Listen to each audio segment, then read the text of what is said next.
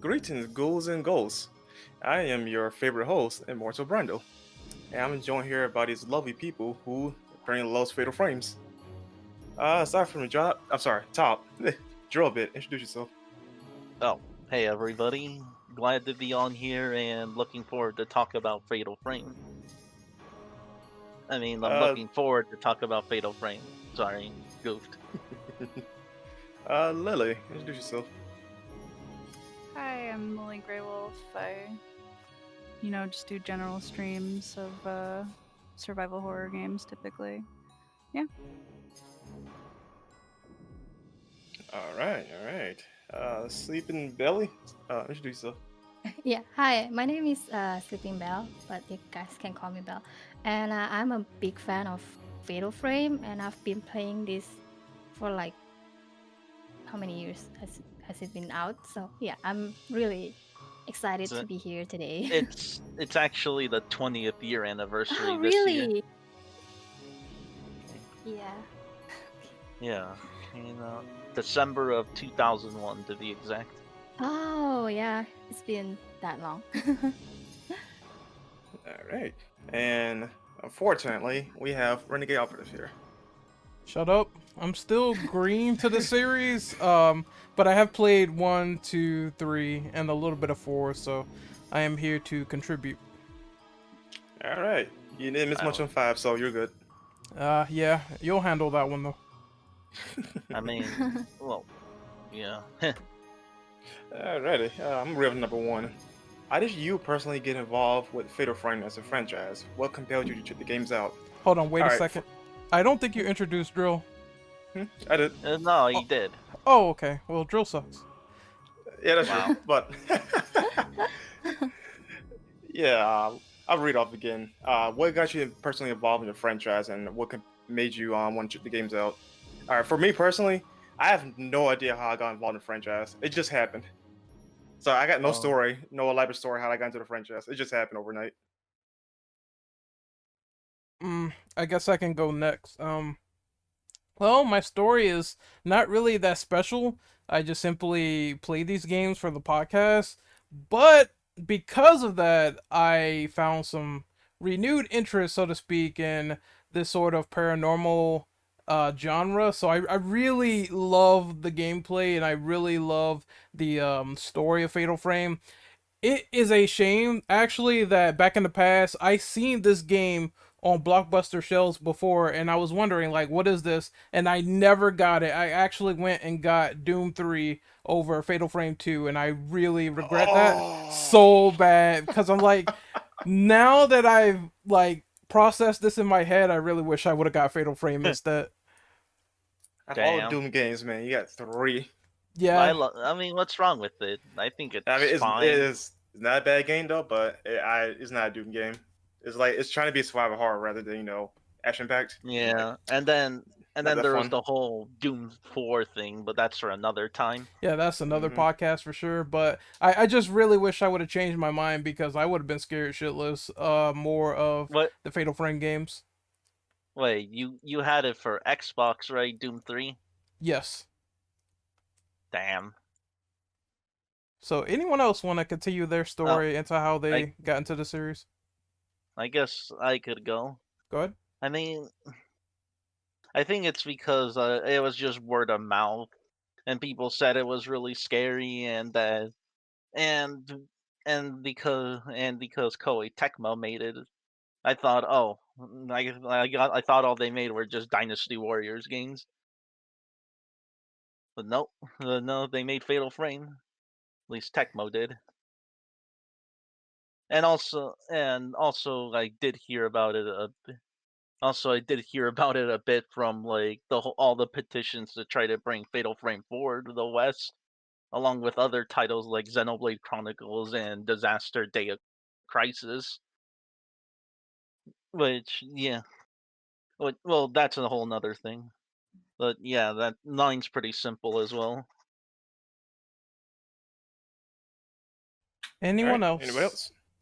Oh yeah, for me, I've known about the games for a really long time, so I couldn't even say like it had to be like at least 15 years ago when I played the first one, and I played it a bit with my family. So that was, we were able to like openly like discuss it as we like went along, and you know try and figure out what was going on with the story.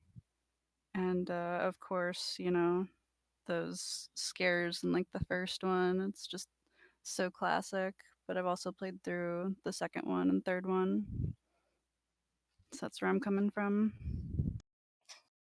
And for me, I'm pretty much the same with Lily. So my cousin have this game, and one day I'm smaller than him, and one day he just like, "Come on, you have to play this game." And I played it together with my younger sister, and it's really really scary. For I think I'm like in a middle school, and we both played uh together, and well, we just love it since then. Yeah. All right, cool. Hey Ren, you want to read number two? Give me just 1 second. Hold on a second. Let me find Okay. a document. I am severely slacking, and I think I got it. Okay. So, number two, what is the least scariest ghost that you have encountered within the series? I guess I'll go first since I'm answering this. So, the scariest ghost, in my honest opinion, is the lady with the broken neck from Fatal Frame 2. It's just creepy when you take pictures of her and you see her head like slanted all the way to the side, and the noises that she makes is downright disgusting. So that's another reason why I really am scared of that ghost. The least scariest is probably the one I just played recently from Fatal Frame 3. Just the guys in the white clad outfits where they have no weapons. Granted, they are scary when they actually have like swords and butcher knives and stuff like that. But just the normal guys that try to grab you and they're super slow, I didn't find them intimidating at all. And that's my scariest and least scariest ghosts in the series. All right, Ren. Well, for me, probably I don't know, the broken net ones aren't too scary for me, but I think the ones that are blind are a lot more scarier. Mainly because they're so quick, and you gotta be, have fast reflexes, or else they just grab you and take like a quarter of your life. I just thought they were funny Or because they always scream about having no arms, and I thought that dialogue was hilarious. I oh, don't know why. no eyes, you mean? Yeah, no eyes, no arms. It's like two of them. One with no arms and one that's like absolutely blind. I mean, it's creepier when in the first game when you see the backstory, how they would just like puncture their eyes out as part of a ritual. I Uh, thought that was the pretty creepy. rituals are just gruesome. Yeah. Like, oof. The only one I saw was some lady was getting impaled in the third one, and that was it. But yeah, I know of them for sure. One of them involves you literally getting strangled in all limbs, including your head, and all your limbs are going to just get ripped off by these pulling mechanisms. Oh yeah, they talked about that in the first one. I remember that. Yeah. I've heard they based it off like some ancient Shinto rituals. Yeah, that's Yeah, also a form of execution in some parts. I think it was in China back in yeah, the good old days. yeah. It's just really creepy. But the least scariest, I guess like those little ghost kids, because they're more annoying than scary. Basically, I don't, I don't know. It's not like I don't know. It takes a lot for ghost kids to be scary, unless it's like Silent Hill. You know, like the gray things that would grab at your legs. yeah. Like those are pretty creepy. I guess I'll go next on this one. The scariest one for me was the lady with the upside down head. I'm like, nah, chief. Like the way she just come into the frame and like that spooked me. I think that's the only time where I legit got spooked by one of the ghouls or sorry ghosts. Can I think of another moment that actually made that W- startled me like that? But least Which favorite game was though, that? I think it was two. Oh, Uh, yeah. the falling lady. Mm, I Uh, think that Falling Lady was yeah, I think it's one. it's the one. oh, okay. No, the Oh, falling lady was into. Yeah, I need to replay 2. I think it's on 2 though. But Brandon, what is your like least scariest ghost in the So series? I'm in agreement with Jill. Like the kids ones, they're just annoying more so than scary. Mm. Yeah. Yeah, I can see that they're just I guess it's the way they play. Like typically they don't do anything special, and I remember they had a double enemy that was the ghost mom and then the child, and they really didn't do anything for me in terms of scares. Actually, they were like super slow. Maybe the noises might get people, but really the kids are just like you shoot them in the face with the camera and they're really nothing. It's the same pattern as before, just either slower or faster depending on the game. So Yeah, for sure. anyone else on this one? Well, for me, the scariest will be the falling woman also from Fatal Frame 2 because they uh they where they play the cutscene where she fall down and she just coming at you. She will be the scariest one for me. And the least scary will be like the farmer ghost, the minion ghost. Yeah. That will be the least scariest one for me. Yeah, I think for me, some of the scarier ones are probably some of the really fast bosses. Just I guess like the first time that you see Mr. Takamine in the first one, he was pretty crazy, or the Himura master. Just Ryozo Munakata was bad enough, but then the master comes out and he's like chasing you through the one of the tatami rooms with a sword, and it's just like, yeah, I might have to take a break. But there were a couple of the ghosts that had like long hair in the third one, and some of them, the names are too similar for me to really remember them. I remember one was it she had to do with the Holly curse, but she was pretty creepy too, and just like some of the things she would whisper or that would be whispered in the room that she was in. And then I think for 2, probably the arc with the doll maker was probably the one of the creepier ones.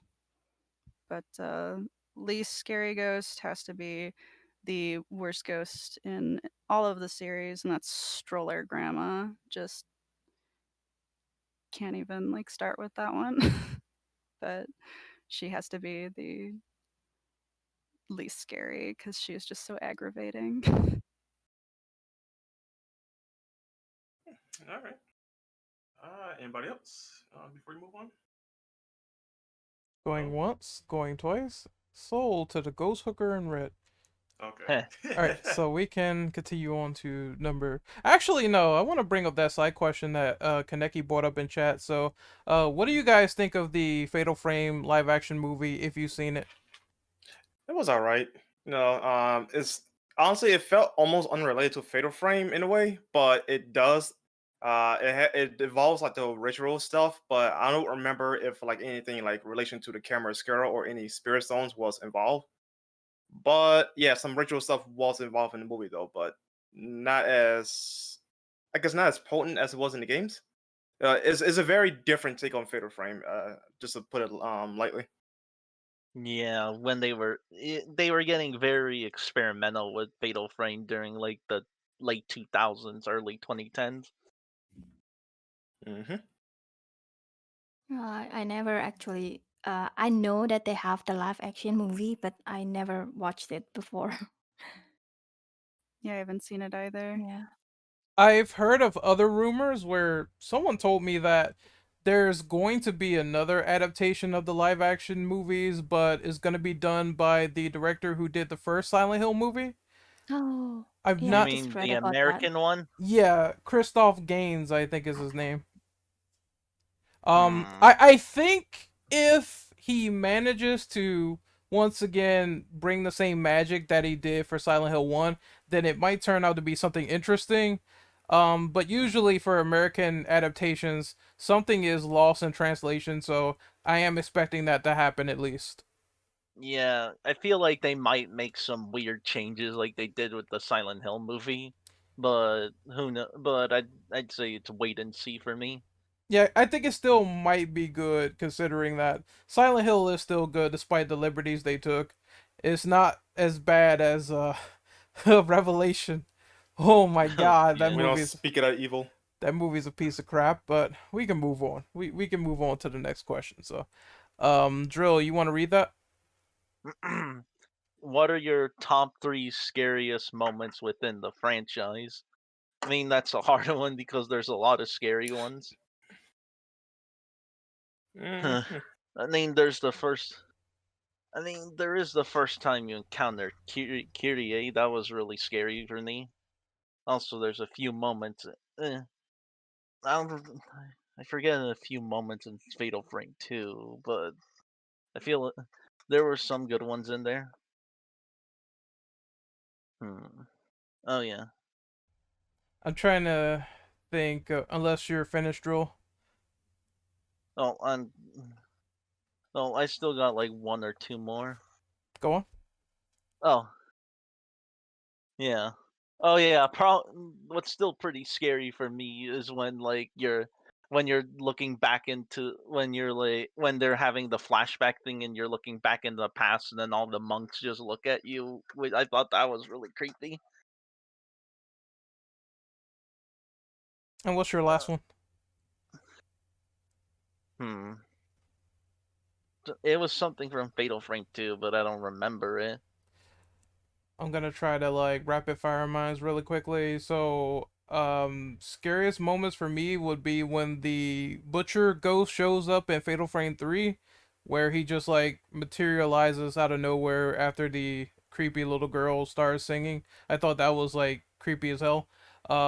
Second one would be probably the Bloody Maiden crawling out of the bottom of the dojo from Fatal Frame 1. I really thought that got me as a jump scare. And then another one would be probably from Fatal Frame 2 with the whole I think it's the first time you encounter the Ray ghosts.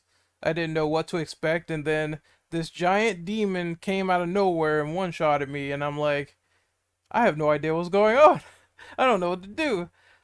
So that kind of got me. That was the first time I think I felt like I could get away from an enemy without being one-shotted, but that game proved me otherwise.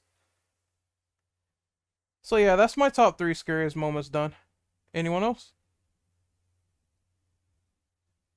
Anyone else? Going once. Okay, that I already went through a bunch, so it's I think maybe one of the other ones I didn't mention was some of like the first scenes where you see Yai in the first one are pretty creepy. She's just overall super just creepy for her imagery. The blinded ghosts, of course, in the first one, or man with long arms. He's pretty creepy. In the third one, there's a crawling ghost where you have to go like underneath the floorboards, and she is pretty creepy. Like, she's not a very tough fight, but just like the second that you crawl under there, I think that's when you go through the handmaiden passages underneath, you go from one room to the other, and the second you know you have to crawl under there and you're on all fours, you're like, a ghost better not attack me. And just like that whole like scene is like when you have to go back and forth is got you pretty on edge. And some of just the shadow ghosts are pretty creepy throughout 3. You know, if I had an honorable mention, I would say that scene where the ghost grabs Ray in the beginning of the game and you didn't know it was there. That one kind of widened my eyes a little bit because I'm like, I didn't know that they could go into the real world at that point, so I was kind of scared by that. Yeah, I'm not gonna lie though. 3 is probably the one where I say has a lot of the more memorable ones for me as far as like scariest moments, or at least creep factor. Like the one you just mentioned, Ren. Also another one where the character was taking a shower and a dude was looking at her through the like the screen door. I'm like, weirdo. This is just among other things. Oh yeah, I guess another one would probably be when you're in one. It's like right in the beginning with the editor Okada, and like right after you fight him the first time, you go back through the one door and you just open the door and he's just standing right there. That one on the first go is a pretty good jump scare. I'm just gonna say for the record, most of Fatal Frame 1 scared the holy crap out of me. Like that game is just the sound and everything is just perfect, but it scared me the most. Like 2 got me good, but it took a while to get there because it felt like a little bit of a slow build up. But when it really gets you, is so effective. I love it. I mean, I think it's still pretty creepy from the beginning when you're going in the village and it's abandoned, and you feel like there's always somebody watching you. It doesn't help that Mayu is a complete idiot sometimes. Oh yeah. Yeah. Well, I guess for me will be the scene where Miku go through like a well, and then there's a girl ghost come and sorry, and when she peek into the well, and then there's a girl ghost coming out.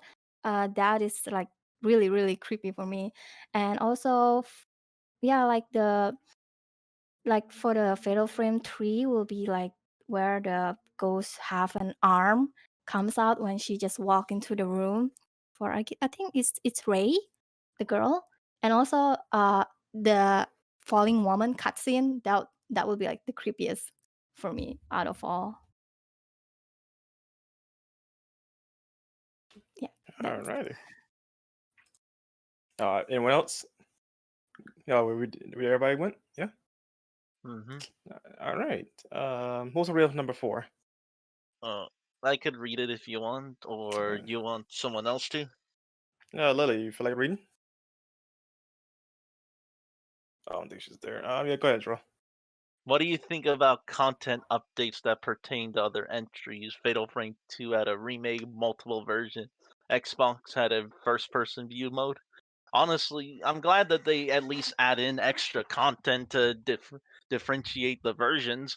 Like the Xbox version actually had some quality of life changes, and they even changed the UI and improved the graphics to take advantage of the hardware. Yeah, I will say like the Xbox versions of 1 and 2 are probably like the definitive way to experience the games. Yeah, If you don't include the Wii version though, but assuming if you can handle motion controls. But I will say yeah, though the Xbox versions are the way to play 1 and 2. yeah. The only I kind of preferred the ending they had in the first game, but sadly it's not canon because of Fatal Frame 3. And the Which first, ending? it's the one. I think it's the one where they both. Well, it was like a new ending where they both like Miku and their brother get away. Oh yeah, if you do nightmare mode, then you can get that ending, but it's not the original ending. Yeah, I know they added something new for the Xbox version. And also a harder difficulty, I guess, if you want Ghost to always one-shot you and there's a new boss.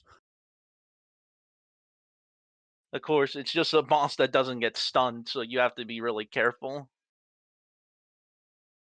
And That sounds fun.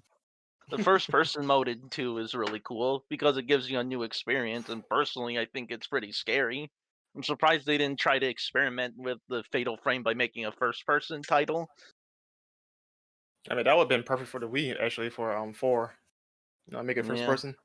Yeah, Yeah, it but instead it's behind the shoulder. Yeah, I don't want the camera angle in 4 because you're like literally dead center in the middle of the screen with the character, so it's like you cannot see everything in front of you. So it's kind of annoying when you guys see certain things but you can't. Yeah. I only played a bit of 2, but I think it's different, but I think it's fine. Although the new camera angle and controls do get time they take time to get used to.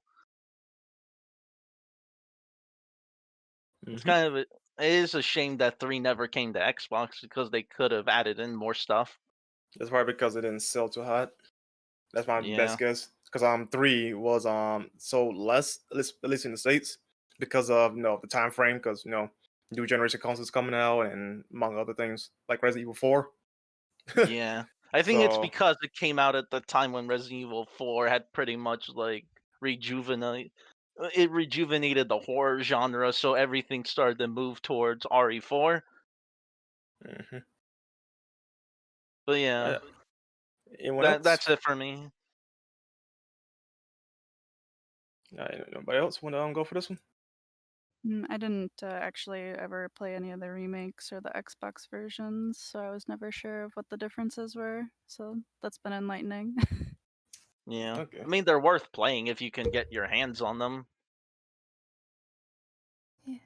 I'm so I never played that too. I kind of wish Koei Tecmo would have at least made it backwards compatible on the one, but nope. Well, maybe one day. But I guess we can move on then, since nobody else played the other versions. Then this one's kind of related to the number 4, so I'm gonna read this one off.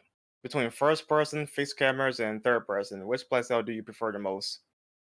For me personally, I am indifferent though, but I prefer fixed or third person because you can see. I think environmentally speaking, fixed was probably the best in terms of like giving more detail in the environment.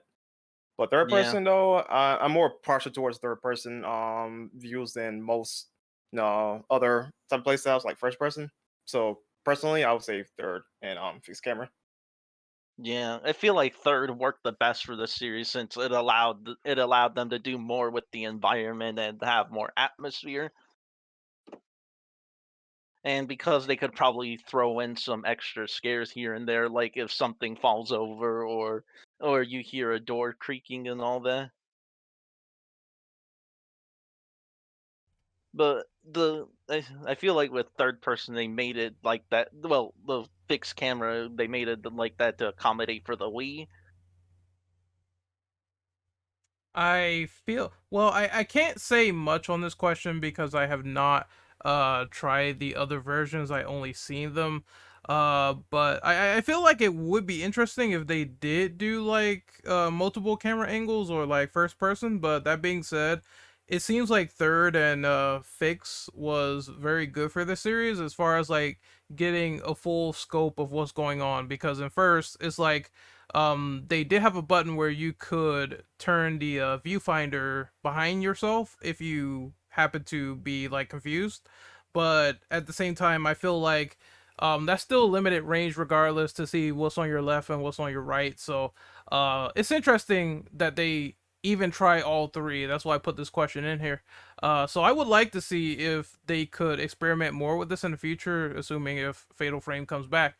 But third and fix were okay in my opinion. I had no problems with them. Yeah. So anyone else before we move on? Oh yeah, I was Uh, just gonna double back and say that I liked having the mix in there. It was just something that you don't see in a lot of different types of video games, and it worked really well here for the horror setting where you could flip into the camera and be in first person view. Yeah, And but yeah, it does make sense though, considering it's the perspective of them looking through the camera. mm-hmm, where it totally works. And there are even like sometimes when it's easier to see something that way, like if you're looking around for one of the still shots of a ghost or something like that, you can see like a little bit better with the camera sometimes. Yeah, I forgot his name. I think his name is Ragnaroks or something like that. He made a dissection of Fatal Frame, and even he was saying that the viewfinder is really good for like finding items, and that's what I was doing for a good majority of 3. If I couldn't see what was happening with a certain camera angle, I would just use the camera to like look down or something and see if I can get that item. Yeah, Oh, that was definitely helpful for certain bits of each of the games. wait, Brandel. Oh, What's up? which game did they start doing where when you try to grab items, ghosts would grab you? I want to say either 2 or 3. Yeah, like I know, like on like the remake of 2, you'd have to slowly grab it. Yeah, I think it's either 2 or 3. Best bet is 3. I'm trying to think like that. That slowly grab items mechanic, that was in Fatal Frame 4, if I'm not too mistaken, right? Yeah, Yes, it it's was. in 4, the remake, and I think Maiden of Blackwater. Interesting. But yeah, I noticed that because I did play a little bit of 4 and I had to hold the button as opposed to just tapping it and picking something up. So I was like, that would be probably a mechanic that's ripe for jump scares, and I'm glad I'm not wrong there. All right. Anyone else? Well, I guess for me, you guys already like described what like the best angle for you guys, and I think it's pretty much the same with you. I would prefer the third person, but I really like how they use the first person angle for the camera. Yeah, so that's all. I guess we can go to number 6, Brendan. Mm-hmm. All right, who's to read this one off? I could do it. Go right ahead. All right. What did you think of the overall plot within the series? Will contain spoilers. Ooh. I would say the trilogy 1, 2, and 3 is like the perfect trilogy. Each game linked together really well. Admittedly, like it's kind of convenient as well, especially when it comes to 3, because you got main characters from the first 2 games coming in, and also you have characters from that originally come from 3 somehow new, off-screen characters in relation to other characters of the and main characters. So it's kind of convenient though, but it comes together really nicely. Which is why I would say Yeah, like 3 potentially might actually be my new favorite when it comes to narrative because it comes together really nicely. yeah, and also because it's a longer game compared to the other two. hmm But as far as like the later games, like 4 and 5, 4 is a prequel, so like that could be stand on its own for the most part. 5, on the other hand, like it brings back the main character from the first game, supporting character from 3, and that game just pretty much assassinated her character. Like they didn't do a good job how they handled her though, but I think that'll be a question for later. So that's much I'm gonna say on that. Yeah. But yeah, my opinion's pretty much the same as Brandel. The trilogy is pretty much like, I guess it's the strongest narrative, and if you look at it just like that, it's probably the most consistent and self-contained.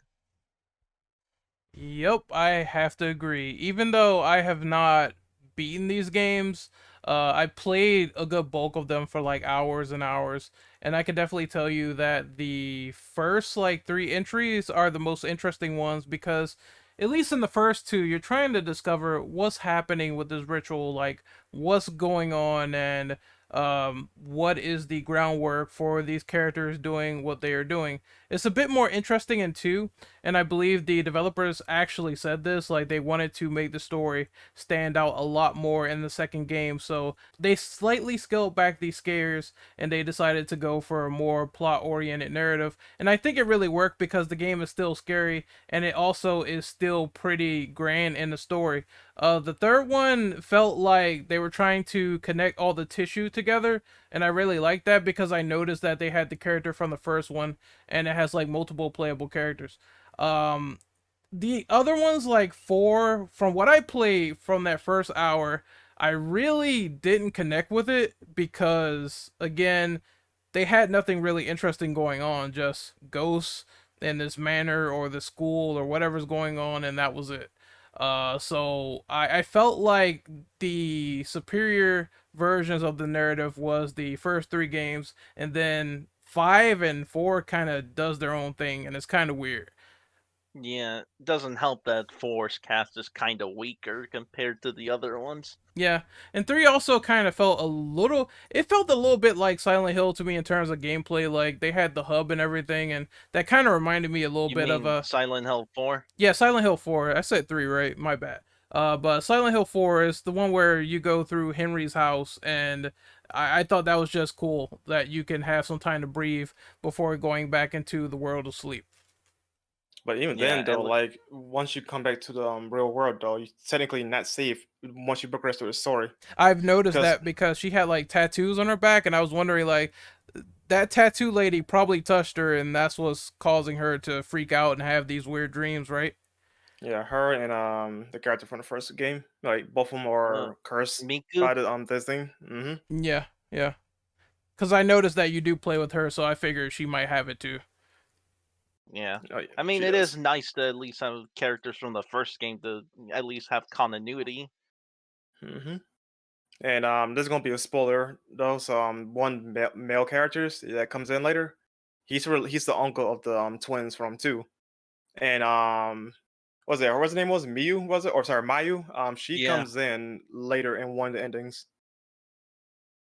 Yeah, Yeah, for Mio, she's been writing him the whole game, so that was definitely an interesting twist. yeah, she hmm was from what I remember, she was one of the twins from the second game, the non-playable one where well, she's kind of playable in a No, sense, but the one that you control less. yeah. But sorry. Anyone else gotta go for this one? Oh Any other yeah, thoughts? so definitely I think that the first one has the strongest plot because it's just a lot more contained. The second one, like it is both like nice that it has like the story arcs throughout, but it's also like a bit more gamey and kind of takes away from it at the same time. So it's definitely something that I liked, and I definitely like when I'm replaying it. But just overall, it doesn't. It seems to like take away from what the twins are doing, like for their own story, to have some of the little story arcs pop up and go away sometimes.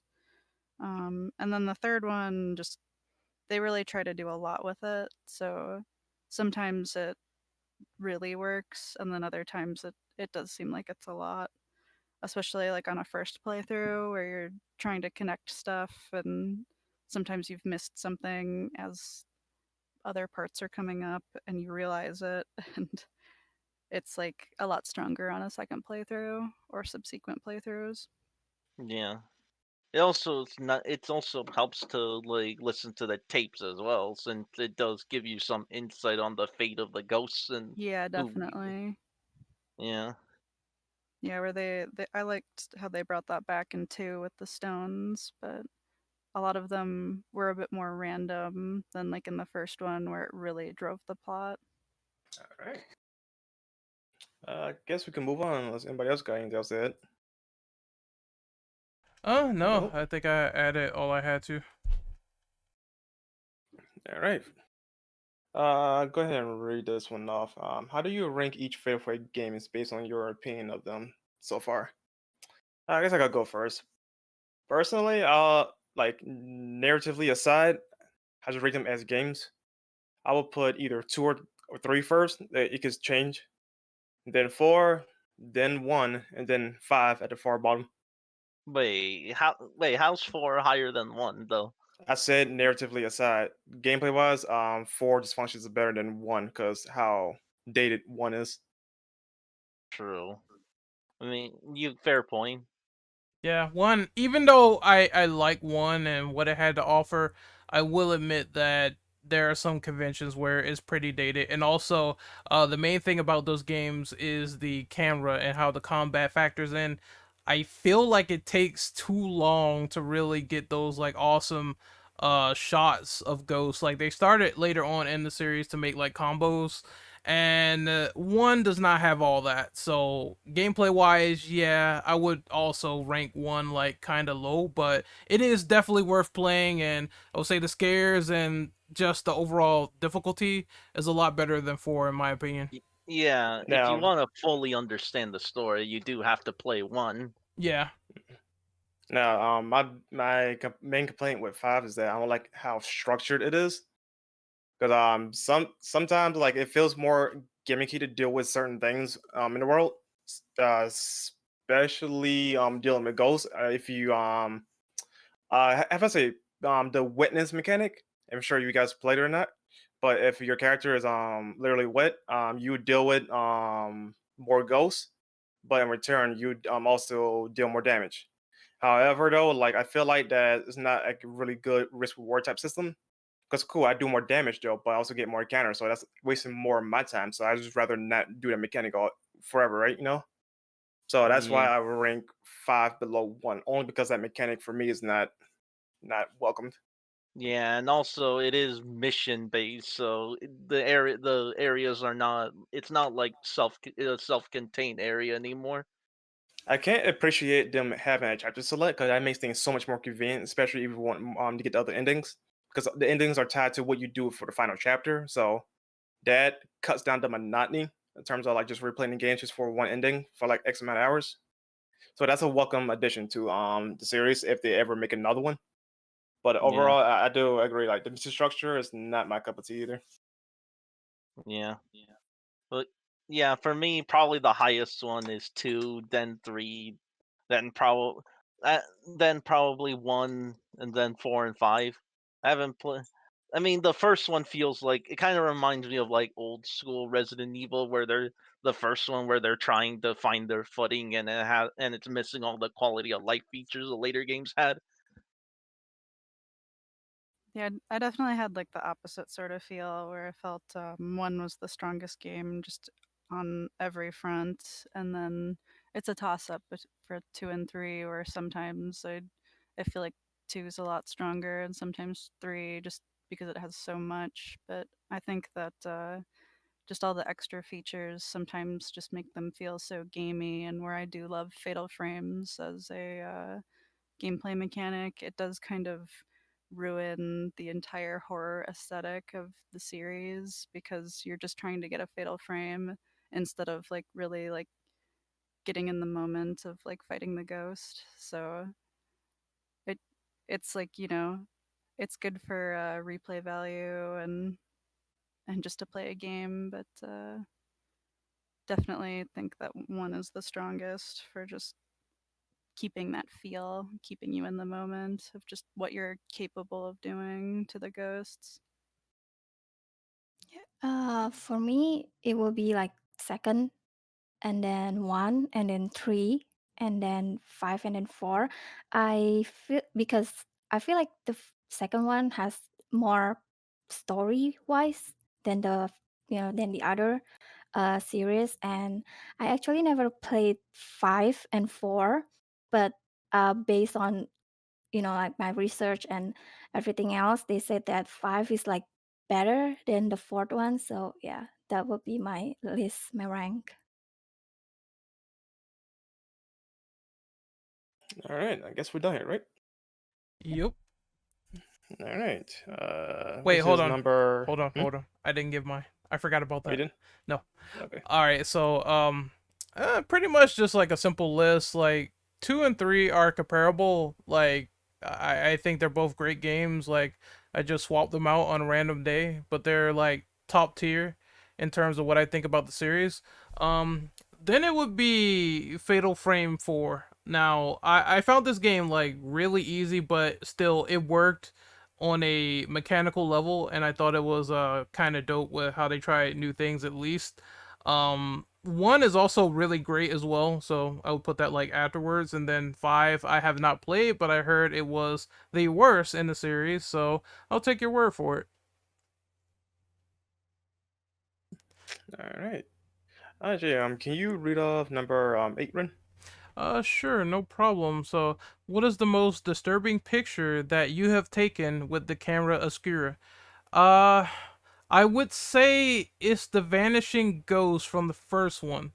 Like that face in the ceiling, triangle face, whatever the dude, it was so damn weird. Like I just saw that thing and it just looked completely crazy and strange to me, and I was like, um, that's the only one that really jumped out and scared me outside of the one where it's like, I saw a picture of like a man hanging, and the other one where it's like some woman was like bound to a wheel, like a water wheel, and I thought that was also pretty creepy. But just that face, the vanishing ghost, is probably the scariest picture I've taken in terms of a still shot. Anyone else? Well, I once caught a picture of the blind woman in the, I think it's Fatal Frame 2. Oh no, no, 1, but it's like super close up. So she's like literally take the whole camera and with her bloody eyes. So yeah, that would be like the scariest one for me. I've had that Yeah. instance before. I think it was the normal ghost in Fatal Frame 2 where they had this like wide agape mouth. I noticed this more also in 3 where they tend to do this and be like dead in front of the camera more often. So that's pretty crazy. Yeah, just any of the close shots or just where you like hit them right when they're about to hit you and it kills them or like pushes them back like enough so you don't get hit. Some of those are definitely the best. I think I mentioned before the one where Ogata is like standing in the doorway right as you walk in. That's a pretty good one. Or that one for Mr. Takamine when you have to find him and you just you're looking around for him and you can hear the sounds and then you look straight up and he's there and that's a pretty bad one. Oh, Drill? yeah, that was probably what I was gonna say when you see that guy up on top. I thought that was really creepy. I liked it because it didn't look human at all. I know that's kind of weird to say, but his face was so like distorted that I was completely scared by that crap. So I thought that Yeah, was pretty great. yeah. The faces on the wall are always going to be creepy though. Faces, hands. I saw that in Fatal Frame 3 where someone's hand was like stuck in the wall, and I was like, what is this? It's kind of intriguing, but I don't want to go near it because it's a goddamn hand in the wall, and I want to stay far away from it as possible. What about you, Brendan? Actually, I got nothing to add. Honestly, I don't remember all the pictures I took during my adventures. I've never, well, I outside of just using them for the game mechanic, I will agree also that I never really like saved any of the pictures to my album like in form of the save files that you could do for your album. I never did that before, so I just randomly took them, and the one I thought that was the scariest was the one in the ceiling. Yeah. I mean, I've taken probably hundreds of photos in the first game that I don't remember all of them. Yeah, same. But has everyone gone, or can we move to the next one? Going once, going twice. Soul So to the ghost in red. So, all right, we're moving on to number 9. So, is there anything you personally disliked within? No, let me read that again. Is there anything you personally disliked within the games as time went on? All right. So, it's a couple of things that annoy me. Like, I feel like the run speed is kind of really slow in Fatal Frame 4. I'm talking like slow as molasses when I played that game, and that's one thing I really didn't like too much. Um, I There also, wasn't a run button. well, there is, but just the movement is not as good, I would say. And then there's a couple of other like lingering nitpicks, like the camera in the first one. Well, it's just a fault of the first one. I understand it's their first shot, but the Oscura is not that good in that game. Takes a long time to charge. I felt like some of the ghosts were way too translucent, which is something they fixed in later versions. From what I've been told, like on the Xbox version, that's not really a problem. So Yeah, yeah, yeah. If you're gonna play the first one, if you can, probably just play it on Xbox if yeah. you have the option. Yeah, and that's just it's still a great game, but that's just one thing that kind of irked me when playing it. I'm like, I can't really see these guys, so I don't know where I'm pointing. But in later games, they decided to make them a bit more darker, so to speak. And I noticed that with Fatal Frame 2 and 3. Yeah. Other than that, I think Brandon's gonna talk about the criticism with Fatal Frame 5. yeah, it's mostly stems of what they did to Miku. Sorry, if that was her name in the first game, I apologize. Yeah, Just Miku. yeah, this I always get her name confused with the characters from 2 as well. Because Mayu. yeah, Mayu, Mayu Mio. and whatnot. Yep. And of course, her daughter's name also starts with M. So like, I do All get them the confused sometimes. That's what I noticed. This is Yeah. a trend. Maifu, all of their names like kind of starts with an M, except for Ray. Like hers is the easiest. Mafuyu, Miku, Mayu, Miyu. Yeah, all of them Mhm. start with an M except for Ray. That's kind of confusing too. So yeah, Yes. it's no surprise you'd get kind of tongue-tied. Okay, but the the thing that really annoyed me about 5 is that they changed something really weird about Miku's character.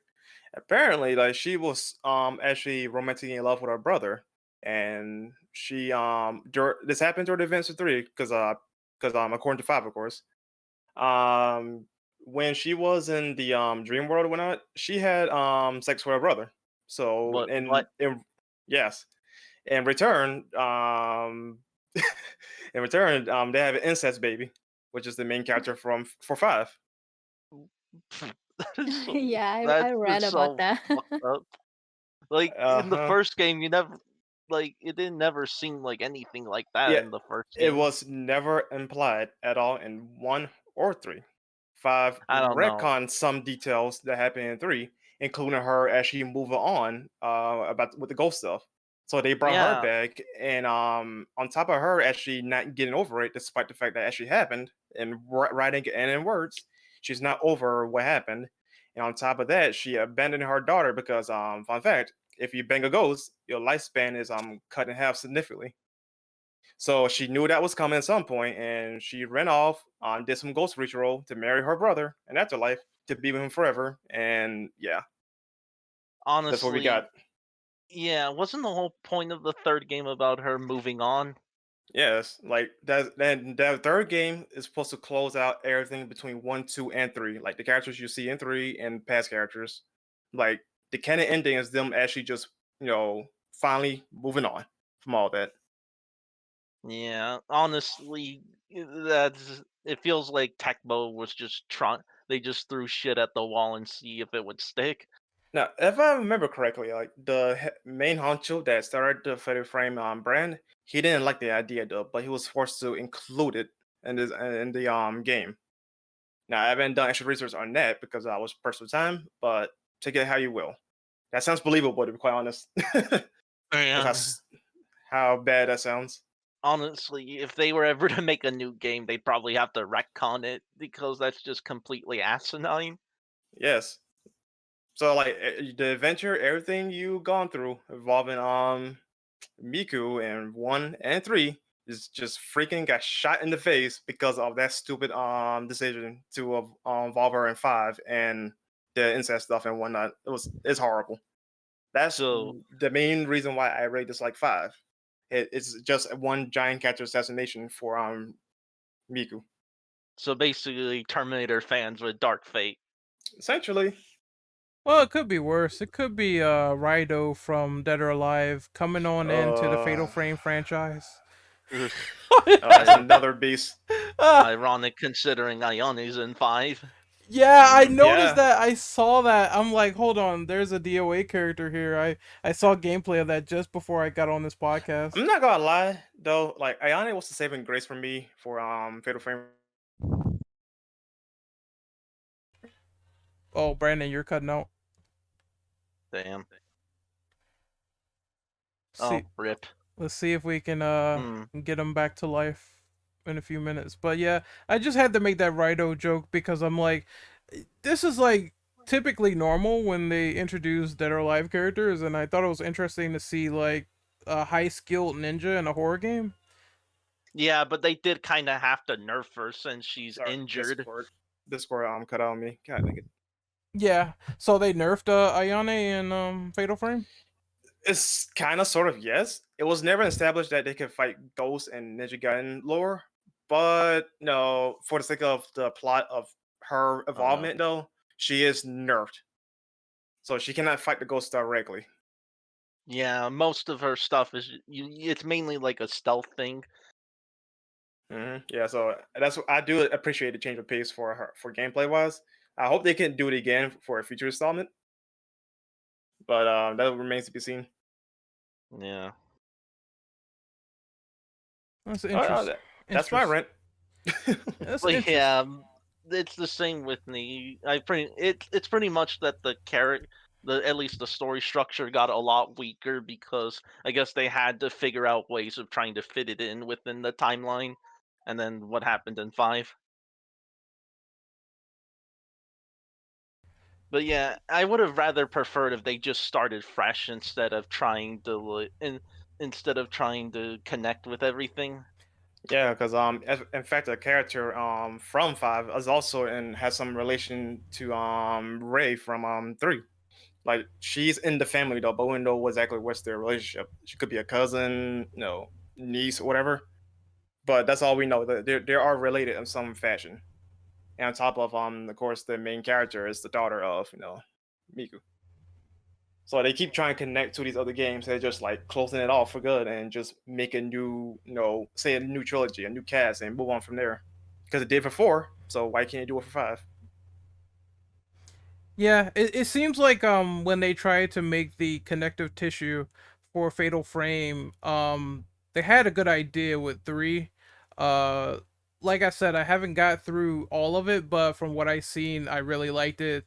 And this one, it kind of felt like they probably should have did standalone first, because making all these connections and having like the worst thing happen, which is retconning, that is pretty bad.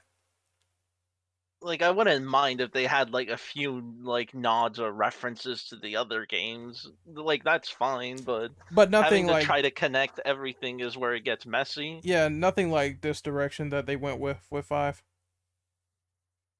Hmm. So now you know how 5 effectively killed the series. Well, hold on. This game came out in like 2015, right? Yeah, I think around that. Japan got it a lot earlier. Yeah, like 2014, if you want to go by Japanese date. Oh, it's been dead for a while then. Holy crap. Yeah. Yeah. I'm not sure if this is a question in the document, but are we talking about the anniversary and what to expect from there? I don't see it as a question, so I guess we talk about it once we're done with this one. Yeah, Yeah. unless anyone else has anything to say about this one.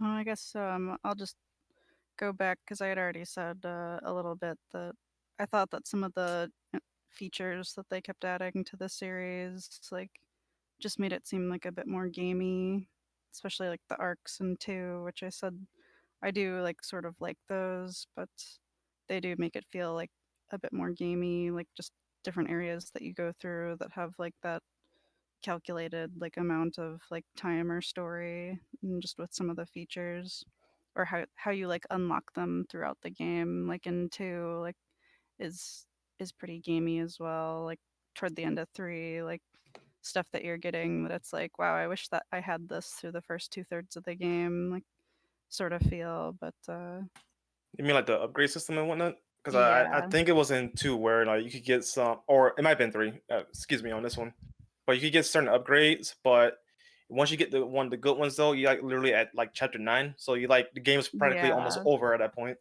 That was totally in 3, where it was like some of the stuff that you had in 2, you couldn't get until like right at the end of the game. Yeah, I think you're right. 2 did that system a lot better.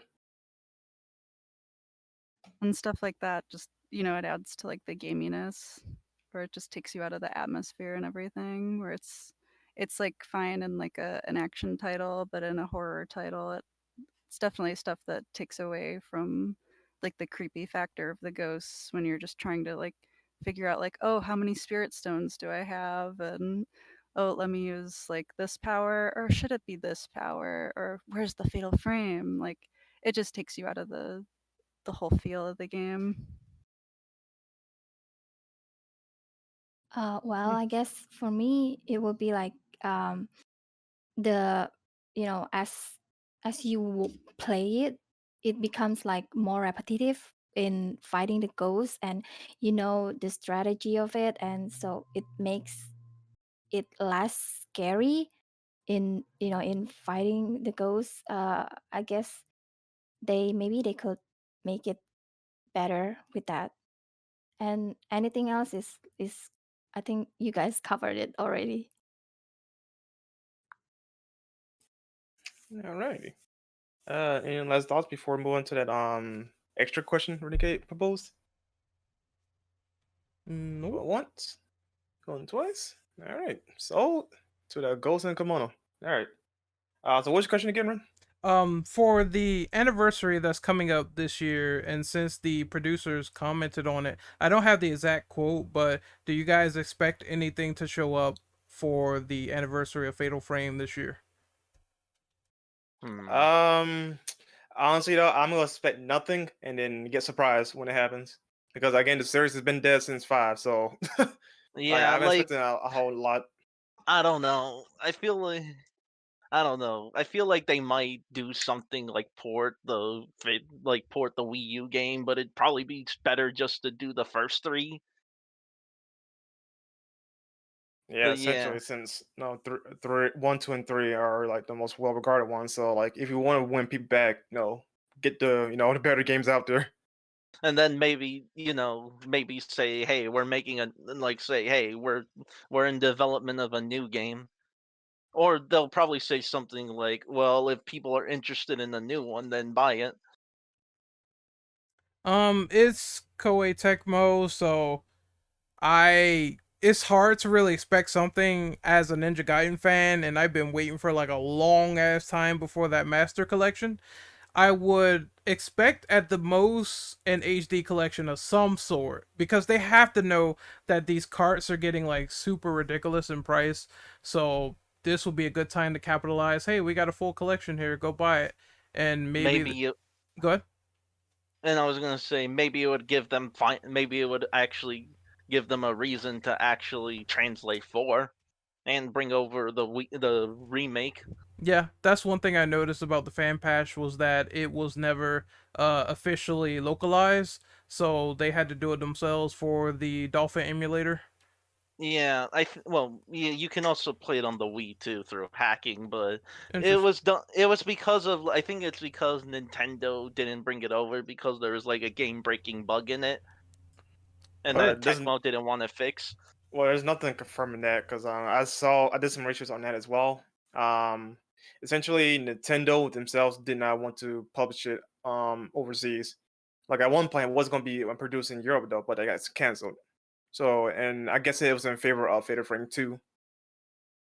Yeah, But for reasons why we in the West didn't, at least in the US, didn't get 4 or 2 remake is because of Nintendo of America. Just to put it simple. yeah, yeah. Hence why we had the whole Project Rainfall thing for other games like Xenoblade Chronicles.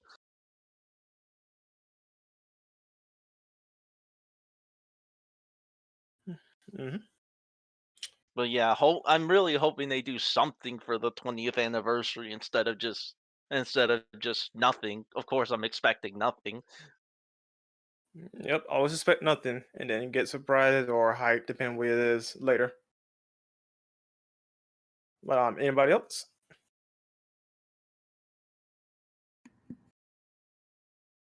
Well, No.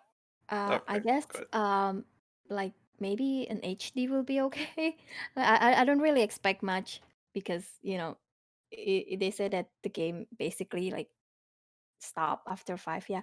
But maybe HD will be like pretty good for that.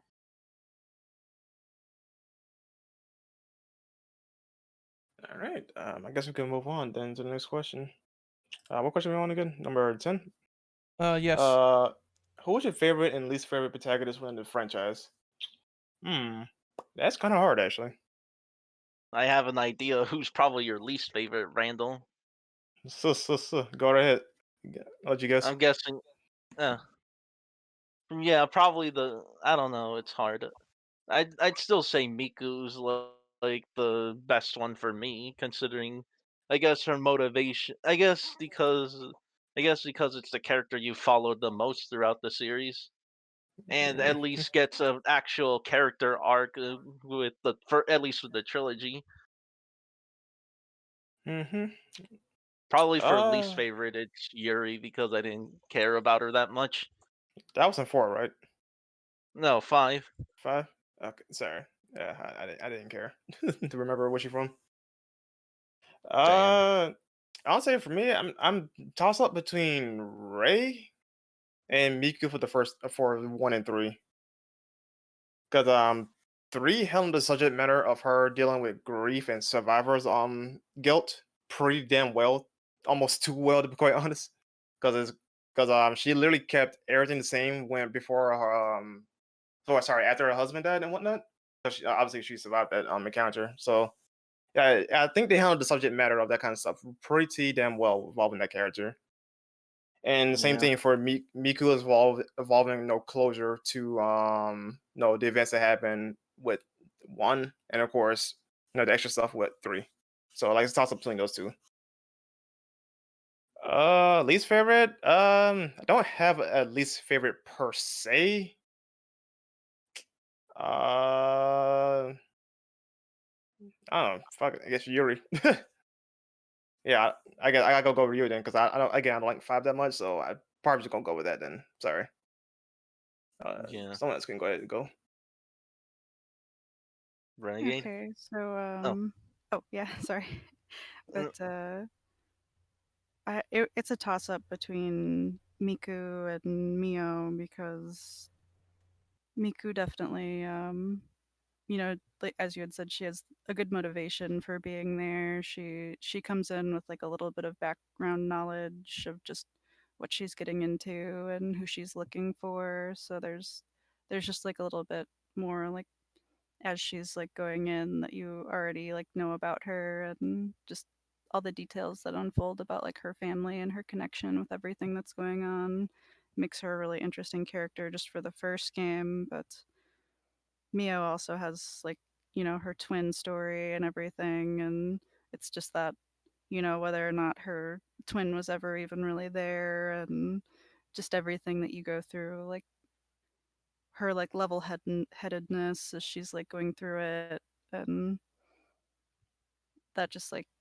makes her like a really nice character like in that way, just that she's smarting with it the whole time, but she's also like, really like caring toward her sister. And then I think of like the first three, the ones that I played, I felt Ray was the most watery, and she didn't really have like too much that she was ever like really like that you like could connect with or like really feel that she like cared about, or she would, kind of listlessly like be wandering around like, is that my like my fiance, like people who are around me, just kind of like, even when she like saves Miku at the end, it's just kind of a little lifeless, I felt. So that's my breakdown of like the first three. All right, Ren. Mine is gonna be like really quick since I haven't really delved super deep into these, but I did like the stuff. Even though I thought Mayu was dumb, I did like Mio as a protagonist. I really enjoyed that whole dynamic of her trying to go out of her way to save her sister. I thought that was at least a personal story that made a lot of sense. Um, in terms of protagonists I didn't connect with or my least favorite, I will say at least for what I've played so far, the stuff about Ray is kind of true. Whereas like it's a lot of chasing of her dead fiance, and I guess it's not as connective as Fatal Frame 2 because he's kind of already toast in my opinion, so it's kind of funny. But I do like the fact that they toy with it with the dream world stuff, and I still found the situation itself kind of captivating in a sense because it's like you're trying to figure out what's going on and you don't know because you're fast asleep. So I still like that situation regardless, just not connecting as much as I did with the second game. Okay. And for me, my favorite will be, I think, Mio from Fatal Frame 2, where I really like her because she, like Lily said, she's like really caring, and she, took care of her sister. Well, when her sister goes wander off, she didn't laugh her like that. And but the least one for me, I wouldn't say I have the least one I like, but maybe their uncle K from Fatal Frame 3. because I don't really like I don't really remember, but I think I don't really like him that much at that time. Sorry. Yeah, I just want to make a side note that I'm pretty sure my answer would be vastly different if I played through the entire series from start to finish, because it seems like Fatal Frame 5 is just ugh. And the other two characters that we saw in like 4, they're kind of whatever, but I feel like I didn't get that far enough to say I connected with them or not, so I had to leave those off the table. But yeah, I mean, anything could change with my opinion, so I just wanted to throw that out there. Um, I guess we can move on to the next one. Actually, I have a side question to add on. Go ahead. What's everybody's favorite ending in the series? Or you could do like per game if you want to, or just pick from one game. Any ending that you really liked over the other? Like, which is your favorite ending? For me will be two, because the one where I think Mio just survived, but Mayu that I think I don't really remember, but I remember she's sad, and then she's holding something, and then there's wind, kind of like, Final Fantasy ending like that, where she Is just, it a yeah. promise ending? I don't really remember, but I got that ending. I think she's crying or something. But yeah. Um. Okay. Maybe somebody can comes up first, and I'll go check.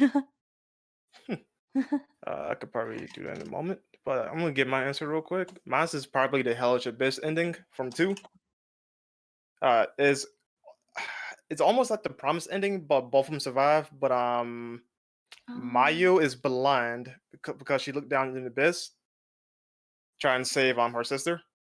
Oh. So yeah, it's a really neat ending. Like both of them alive though, but everything still plans out well. Like the abyss closes up, like no hell broke loose, and both of them still alive. But the only downside is that one of them is blind. But I think it's still a touching ending. Yeah. All right, someone else can go ahead. Drill? Hmm. I mean, yeah, I would agree with Randall. I think that one's pretty good, although I prefer the default ending. Let me see. Probably, let me see. Like Fatal Frame, the first Fatal Frame. I thought it was. I think the normal ending's fine too.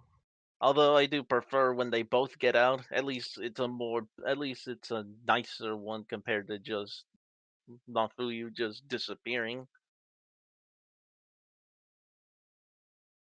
What about you, Lily? Yeah, I was gonna say like the all of the endings in the second game are a little like painful, so I think that it probably is the best to go for. I think it's the promise ending where, you know, Mio tries to right things as much as she can, but she still knows that she has to leave without Mayu.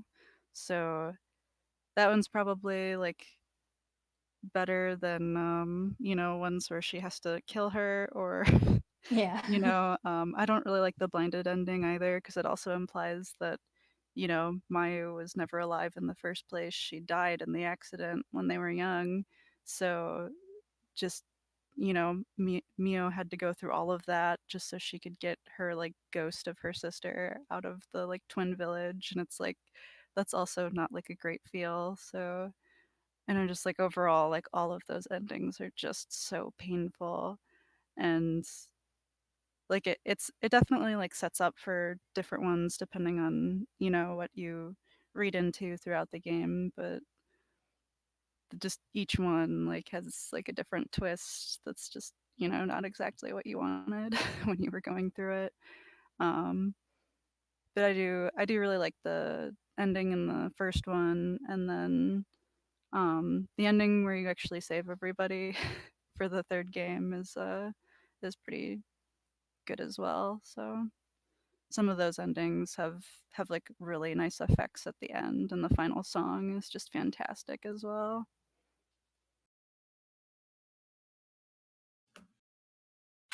All right, I guess we go ahead and move on to the next number question, which is number 11.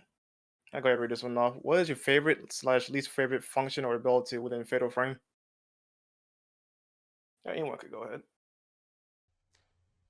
I don't. Trying to Oh think yeah. on this one. I guess I can go first since I talked.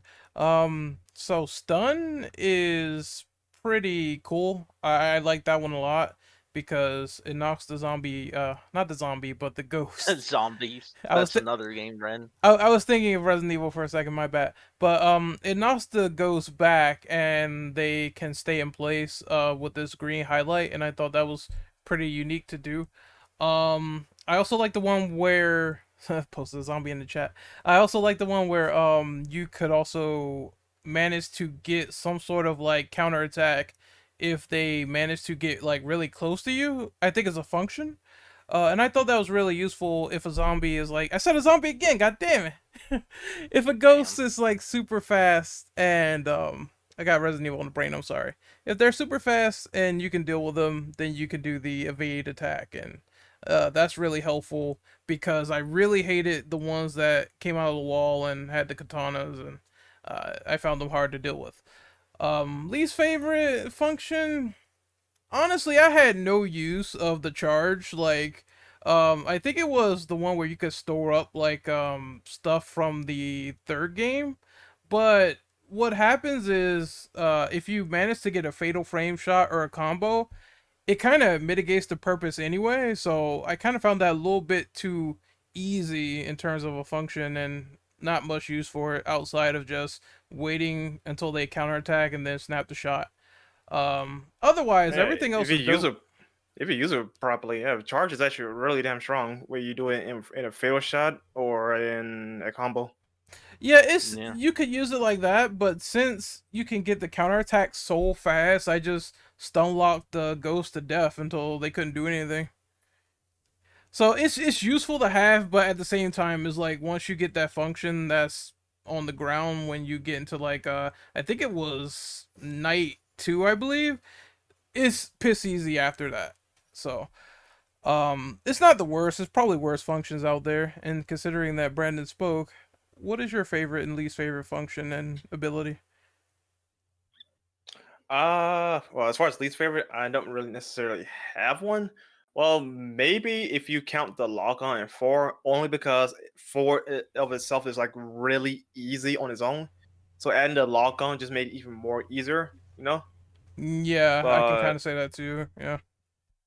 as far as favorite, honestly, it's probably either charge or stun because no, fuck those some of these goals in the series. They deserve to get stunned, especially when Yeah, you stun lock them. stun makes it a lot easier to deal with enemies that move around frantically or just charge straight at you. Plus, Hmm. it helps you get a fatal shot. I think C is Yep. kind of good too. C is really good because um when they go translucent, especially in the first game, you're gonna need it like ASAP. I think that's the ability that's you get so late in three in chapter nine, I believe. Then I think that's the ability. Yeah. Ugh, it's a shame too, guys. It is really handy, especially in the first game. Yeah. Yeah, I think that usually the only like extra like function I get in the first one is paralyzed, just because it totally stops them dead. So you can just like get a close shot and everything like layered, like pretty easy. And I only ever use the spirit stones on the bosses, so it's like, Yeah. you could sink yourself early on using them on It random ghosts. it's better to just save the stones for like the later enemies, especially when Yeah, you're fighting definitely. those monks. Yeah, the five monks, the wandering monks, or those I can't think of the name of the other endgame ghosts. Those like almost like witches. Those Yeah. are pretty creepy too. Those ladies, and they're like everywhere. They follow you through rooms. Yeah, but yeah, I think in like the later two that having that fatal frame shot that's unique for each ghost is really fun to run through and try to get them all. Try and figure out what will trigger one of those for each ghost.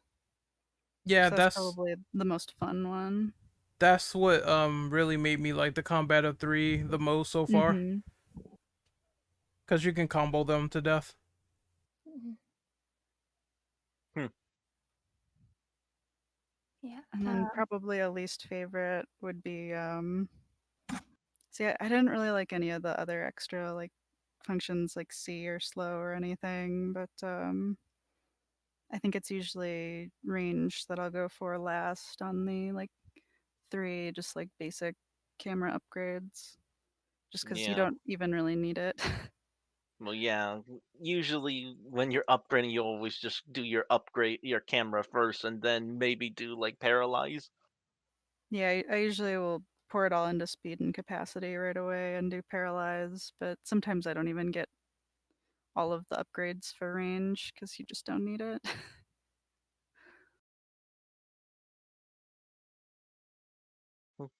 Uh, it's me, I guess.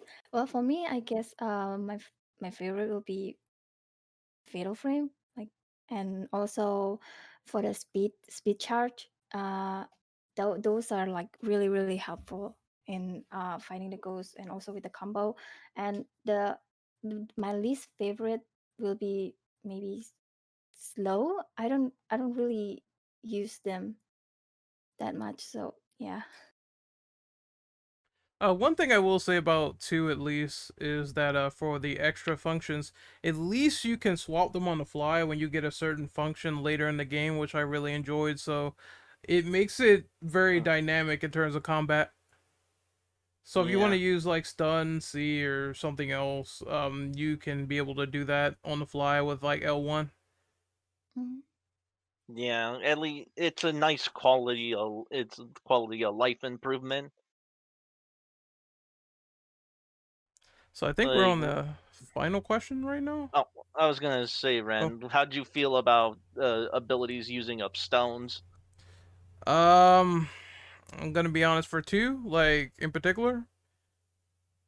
I didn't like the fact that you had to also go out of your way to find the stone and then pay points to get certain like pieces of functionality. I kind of like the first one where it's like you just find them and you put them in the thing and that's it. Um, it kind of carries on to Fatal Frame 3, but the cool thing is that the camera is semi upgraded when you get it, so it's not like you're plunking all your stones into one thing and you're trying to hurry up and get a certain range or capacity or functionality like all the way upgraded. You just have like some stuff to help you off the bat, and I really enjoyed that. Maybe they knew that this game was like super long, so they needed to accommodate the player somehow in the beginning. Yeah, I mean when it's only in like the first two games when it's only like 4 to 5 hours long, it doesn't really matter too much, and it carries on to the next playthrough anyway. Yeah, but this one is like they really needed the handicap because it's really just it goes on a lot. So I'm kind of glad they looked out for the players at Yeah, least. yeah, because if you screwed up with your upgrades, you might be fucked for the long run. Yup. But I think that's it for this one. So we're gonna move on to the final question. I'm gonna read that off. What would you personally like Tecmo to do for this franchise in order to bring it back into the limelight for horror fans, especially those people who never played these games before? Um, Oh, can I answer this one real quick? yeah, go ahead. Honestly, what they need to do is like get full ownership back and go big with the franchise again. Because if you want to differentiate the fair frame like eras, you could go with the original trilogy that were released on PlayStation 2 and Xbox, and you get the like that gets you to say the Nintendo era because they have no co-ownership, which is 4 and 5 and some other miscellaneous stuff they got going on there, like Spirit Camera. Because I'll be honest though, Nintendo is not helping to make this franchise go big, especially after wrapping with 5, because that game it took tooth and nail to just for us to get the game. And unfortunately, yeah, the game itself wasn't good though. But the fact that we had to fight just to get the game was not cool. On top of them giving us a limited print, which is only exclusive to 2 regions, that's not fair for the fans, right? Yeah, and there was the whole controversy with the space, which the game's like 16 gigs, which takes up a lot if you have a Wii U. Yeah. So in essence, though, like Tecmo needs to like get the rights back and Well, they start big still again. have the rights. You mean I fully own them? yeah, full ownership again. You know what I mean? Get that Yeah, back. Like make it like a collection or whatever to spark interest again, like to put on multiple platforms or whatever platform you put on, and like sit down and make a new game. Whether it would be a freaking reboot, soft reboot, a six, whatever it can be. Just they need to put all the eggs in the basket to make this franchise, more well known again. Because now, how long yeah, has it been since 6 years now, give or take? 7. 7 years. So yeah, like they're not helping because Nintendo is not helping with how poorly they handle the marketing and whatnot. And Tecmo needs to develop something that's grand again. Yeah, I mean, in the chance that they can't get the full rights back, then they probably need to have Nintendo actually give a shit and actually properly market it, or maybe come to an agreement where they do release the HD remasters on multiple platforms. Although they Yeah, might have to make like the new one Switch only, but that's another thing. yeah, I agree with that. At least it's something. No, because the series needs a new life in it Yeah, desperately. Yeah, I think that yeah. they need to do something that's like totally different, where they either like try to do something that's like totally first person, like through like the I lens of like a video camera, or to do something that's more of like modern, where somebody has like a smartphone or something and they're taking photos like I straight mean, up with I like a still kind smartphone of want throughout. I still want the camera obscura to be in it since that's kind of a staple of the franchise now. True though, but I do agree with Lily though. If they really want to like do something different though, they need to like at least modernize it. Yeah, I think Yeah, that they need to like dump the original plot because it was just a mistake to do or five, and or just go forward in time because I Hmm. think like the first one takes place in the 80s. Yeah, like the main games take place in the 80s, leaning on to the 90s. Five is I think in the 2000s question mark because it's a yeah, couple of years well after three. Like where they should just do something that's totally new with the plot, and they should just do yeah, something that's totally like new with mechanics as well, and just and new dump cast of everything they characters. did. Yeah, Yeah. I'd definitely. Yeah. start Totally new fresh. plot where they start fresh and they just do something that's different, and that's where I think Nintendo could really help them. Yeah, I'd say just make an HD remaster and ask if people are interested. I think, Oh, and I was maybe, talking like a new game. yeah. And who knows?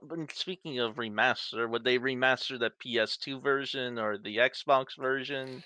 I would say like they would have to remaster the Xbox version since it is the more technically better version. And as far as two is concerned, though, safest bet it would be the Wii version, though. But this would be nitpicky though. Preferably, I'd rather have the Xbox version because I prefer like certain elements like the voice acting in that version. Yeah, But yeah, yeah, but if you want to be real technical though, the Wii version is the definitive version to experience two if you could get your hands on it. yeah. But yeah, Brando pretty much hit everything that said everything I wanted to say.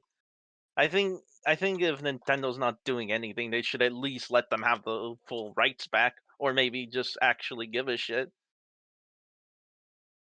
Hmm. What about you, Ren? Got anything to that? No, you guys pretty much said everything. Just put those remasters out so we can play those versions. And I've never played the Xbox version, so that would be beneficial to me. But also, Brando, would you care if they remastered like the 5 or not? I mean, yeah, why not? No, is this so? Just bring all of them over. I have a question. That's actually very pertinent. Would you guys Mhm. want more remakes like Deep Crimson Butterfly that they did for the second one? Okay, I'm not gonna lie. They should have remade one over two. Two was Yeah, Yeah. fine the Totally. way it was for the most part.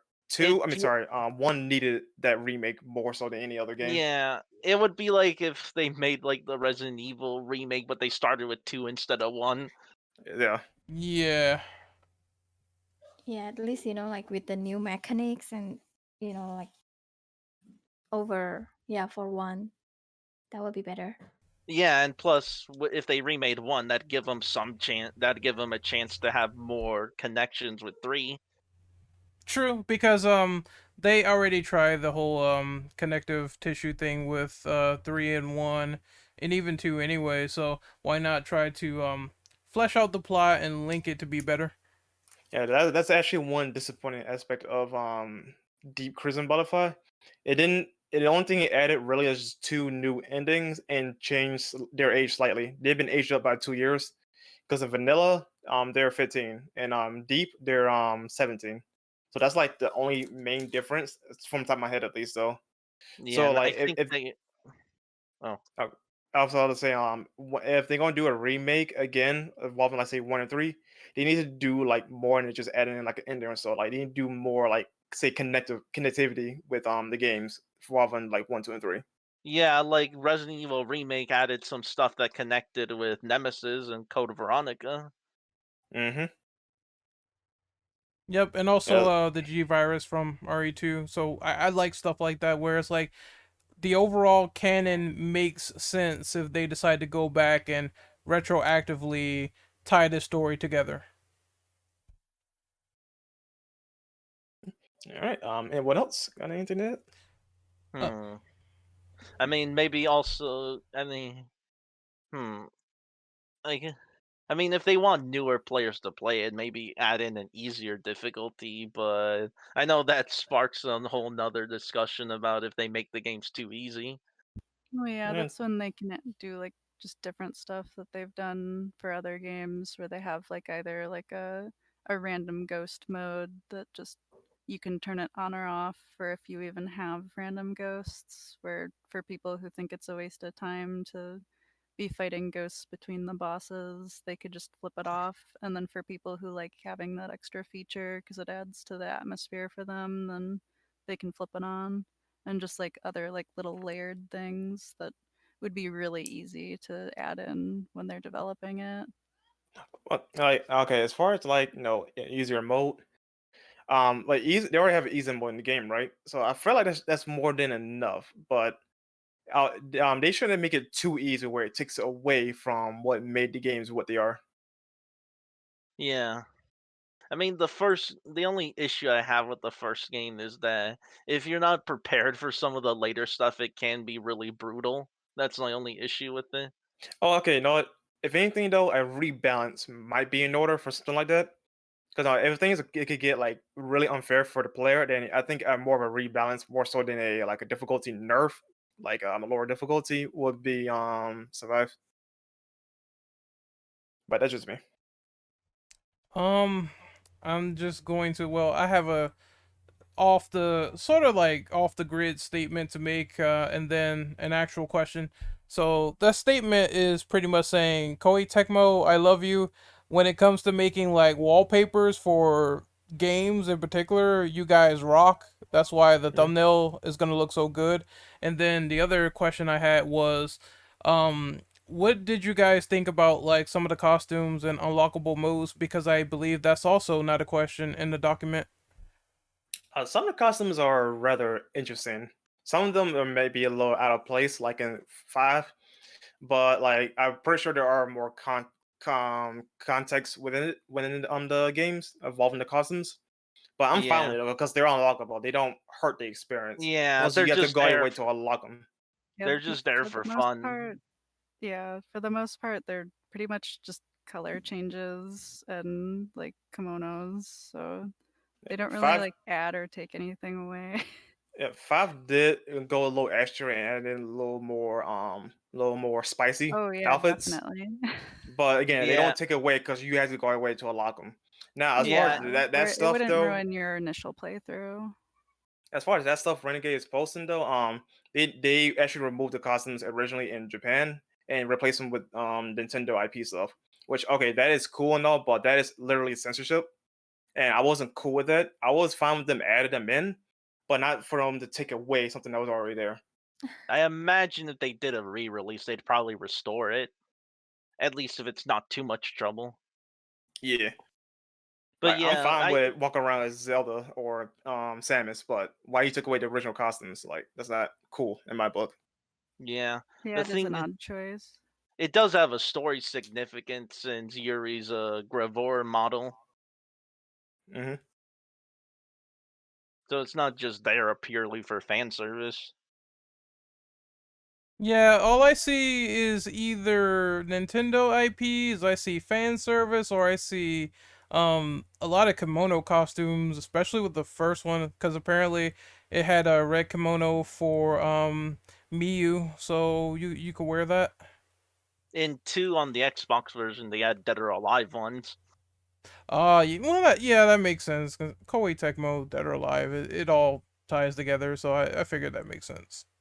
Yeah. Also, I think Miku in the first game had like a Gairu outfit. Oh, okay, yeah. I see. There's Halloween costumes for the original Xbox version of Fatal Frame. A giant ass pumpkin head. I was like, what the hell is this? Okay, but that's funny. Yeah, it's a lot of very costumes. I'm not sure about the modes. Is there anything in particular, Brandon, that you want to mention? Is modes? What are the modes again? Because I don't remember them on top of my In head. in the first one, it's just like an enemy rush mode where you're just fighting waves of enemies and getting scores. Like you basically just fight all the ghosts and bosses in the game, and you just try to get a high score. Yeah, there's like a mission mode at the end. And Yeah, then for modes, there's just nightmare mode for the first one. if you beat the mission mode, you do get unlimited ammo, I think. So you Oh, can magic. use it on you know, forget what it's called in the first game, but it's like the one you get like at the very end. You get unlimited ammo of that. Hmm. Oh, like the That's 94 film. Yeah, that's it. that's pretty neat actually. All right, you know what? I don't mind the extra modes actually, but the ones you guys just mentioned, that's actually pretty neat. You know, keep bringing that up. You know, bring that stuff back.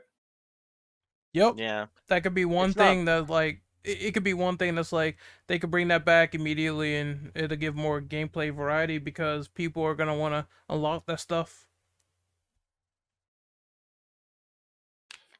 Hmm. Yeah, that could be like another like way that they could add something like if you have mission modes like on the side, that's something you can play next to like your like campaign. Then for people who like run out of like stone mirrors or like whatever the like item would be, maybe you could unlock some in mission mode that would add to the game. So just in case you run out, then for people who feel like they're totally stuck, they could just go like, try doing the missions over and over to try and add some items to their inventory so they don't, stop playing the game entirely for parts that are a bit too hard. Hmm. I think this is also another mode that's in Fatal Frame 2, Director's Cut, and they have another like survival mode. So it's like boss rush, survive all the houses and deal with them. And after beating it, I think you get infinite ammo again. So it's something similar, but you get a special spirit as well. Which is pretty cool. It's like more in-game content that you can unlock. Yeah. Yeah, in 3 there are a lot of different like keys and things that you can only get on a second playthrough, so that was Wow. like something that's like a bit where they just had a lot more like content in general that gets added for 3, so just like little things like that here and there like add to like the replay value, especially since it's such a long game. Yeah. Actually, no, I got one. I guess last question to add. Okay. How do you guys feel for like another Fatal Frame game? They add in like a co-op functionality. I mean, you mean like as a story or like a bonus mode? I guess bonus, like it doesn't take away from the main thing, but it just only adds to it. Like akin to like say Dead Space 3, where if you do it in co-op though, it doesn't take away what you can do by yourself. It only like adds to it, extra story bits and whatnot. I mean, I wouldn't mind it. It would add more replayability and hell, being able to play with a friend would be nice. Yeah, Yeah, I that would could be see them nice. having like something of like a versus mode where you're trying to like undo like a basic curse. Like you have to go take photos of like three things to get through doors and stuff like that. But or just Fatal high Frame Battle score. Royale. Yeah, but not like as much of a battle against each other as much as like the clock or the points. Whoever's like higher at the end wins or whatever gets locked in eternity. I don't know.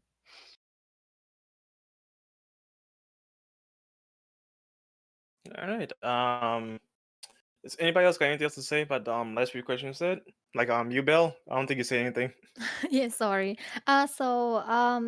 Well, like I would really love the idea of having the battle royale because that would be especially like you know with new. I think it will really attract like new players because we know that everybody loves battle royale, and once you can use the points maybe in that battle royale to like unlock new items for the main story or anything, like new costume. That would be really really cool, I guess.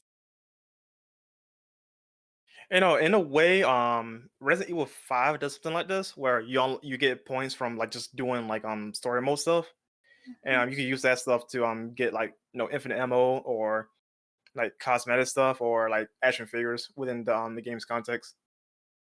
So that would sound like a bad idea. Yeah, anything that just like parts of the game where you run out of items or something to be able to like add items like at that point by doing something extra that's still like difficult, but you know, some way that you can make it so you don't get stuck, I Yeah. think would help for playability. And then yeah, anything multiplayer. It'd be interesting if they could do something that's like on a like phasmophobia level, but something like that might be more difficult.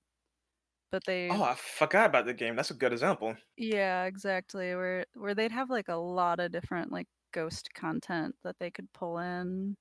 And even if they just did tweaks on a lot of the ghosts that you've seen throughout the series, like just like being able to do like either like short episodics of just like going through like some like brief little like lore and break a curse or whatever with like a group of friends would be really interesting, even if it's like like a small area where like two or four people get like thrown in like a small mansion that's like either like an exact rip of like one of the layouts from one of the games, but you just have to fan out and find items, do four puzzles, and get out like with ghosts. you know, Something like that would be interesting as like a multiplayer. All right. Anything else before we wrap up? Hmm. Going once, going twice. Sold to Renegade Operative. All right. Ha! Hmm. All right. Well, ladies and gentlemen, that's all the time we have today. I hope you enjoyed it. Let's go ahead and give our outros out, starting with Drill Bit. Oh, right. I guess you could find me on Twitter at Drovit777. I might. Speaking of Fatal Frame, I might record a playthrough soon since I already finished the first game, so might as well go to two. And I've been in the mood to play it anyway. All right. Lily, go ahead and outro yourself. Yeah, definitely. Thanks for inviting me in for this. I've always loved the series, so was glad to be a part of it. I'm Lily Grey Wolf. I do streams and on Twitch and some other content for YouTube every once in a while. But yeah, glad to be a part of it. All right. All right. Belle, go ahead and outro yourself. Where can we find you at? Okay, so thank you so much for having me today. It's been a really interesting and informative discussion today. And you guys can, I do a little bit of Twitch streaming too. My name will be Sleeping Bell. And thank you so much for the opportunity. And I guess I'll see you guys soon. Thank you. All right. And you can find me on Twitter at Immortal Brando. You can find me on Twitch at Sir Brendo. And yeah, that's it. Everything is none of your business. And once again, thank you for joining us today. Outro me, And you asshole. oh, hey, Ren. All right, Oh, there, Renegade, enter yourself. there we Damn. go. All right, so you can find me on Twitter at RentOperative_. You can find me on YouTube at Renegade Operative. You can find me on Twitch. Shut up, Kaneki. You can find me on Twitch at Renegade_Operative, and I will be trying to get this podcast up tonight. I'm gonna rush it, but I'm thinking it will probably be up in the morning, so look forward to that. And that's about it. Yeah, I apologize for my human error. Yes, but once again, thank you for watching or listening, depending on you consume this. And have a blessed day, night, afternoon, whatever time it is for you. Have a good one. Bye. Don't let the ghost get you. Don't have incest ghost babies, all right? It's bad for your health. No. Awful. I ended the recording.